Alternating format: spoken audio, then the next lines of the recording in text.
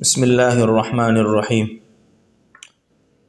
آج کل تمام لوگوں کو یہ ایک بہت بڑا مسئلہ آ رہا ہے۔ اکثر لوگ یہ بتاتے ہیں، سوال کرتے ہیں کہ بھئی جب ہم نماز پڑھتے ہیں تو نماز کے دوران ہمیں شیطان وسوسے ڈالتے ہیں، غلط خیالات آتے ہیں نماز کے دوران، اور شکوک و شبہات پیدا ہوتے ہیں نماز میں، تو اس کے بارے میں کوئی طریقہ، کوئی حل بتا دے۔ تو انشاءاللہ آج میں آپ لوگوں کو اس ویڈیو میں نبی پاک صلی اللہ علیہ وسلم کے بتائے ہوئے ایک طریقہ ہے، وہ انشاءاللہ میں آپ لوگوں سے شیئر کروں گا۔ امید ہے انشاءاللہ آپ لوگ اس سے فائدہ حاصل کریں گے۔ جب میں آپ لوگوں کو دو عمل بتاتا ہوں آج، جب کوئی بندہ نماز سے پہلے وہ دو عمل کر لے، اللہ اس کو شیطانی وسوسوں سے نجات دے گا۔ یہ ایک صحابی ہے، اس کا نام ہے عثمان بن ابو العاص رضی اللہ تعالیٰ عنہ۔ یہ صحابی ایک مرتبہ آیا، حضور پاک صلی اللہ علیہ وسلم کے سامنے حاضر ہوا اور پوچھا کہ یا رسول اللہ، جب میں نماز پڑھتا ہوں تو نماز میں شیطان مجھے وسوسے ڈالتے ہیں، غلط خیالات آتے ہیں، تو یا رسول اللہ شیطان مجھے نماز کے لیے نہیں چھوڑتا، آپ مجھے کوئی طریقہ، کوئی حل بتا دے تاکہ میں اللہ کا عبادت اچھے طریقے سے ادا کروں۔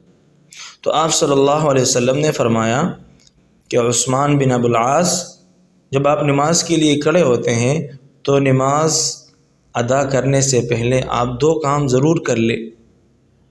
ایک کام یہ ہے کہ آپ یہ دعا پڑھ لیں ضرور۔ وہ دعا کیا ہے وہ اسکرین پہ انشاءاللہ آپ لوگوں کو نظر آئے گا، بھی میں لکھوں گا اور سنیں بھی آپ لوگ۔ دعا کیا ہے؟ بالکل آسان، اعوذ باللہ من خنزب، اعوذ باللہ من خنزب۔ یہ شیطان ہے، اس کا نام خنزب ہے، اور یہ نماز میں لوگوں کو وسوسے اور شکوک و شبہات ڈالتے ہیں۔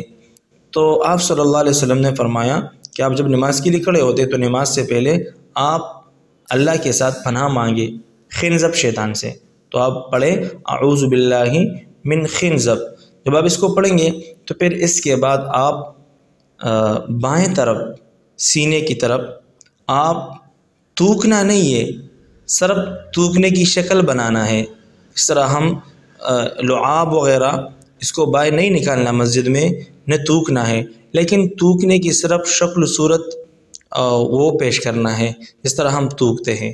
تو 3 مرتبہ وہ یہ عمل کرنا اور 1 مرتبہ اعوذ باللہ من خنزب یہ پڑھنا۔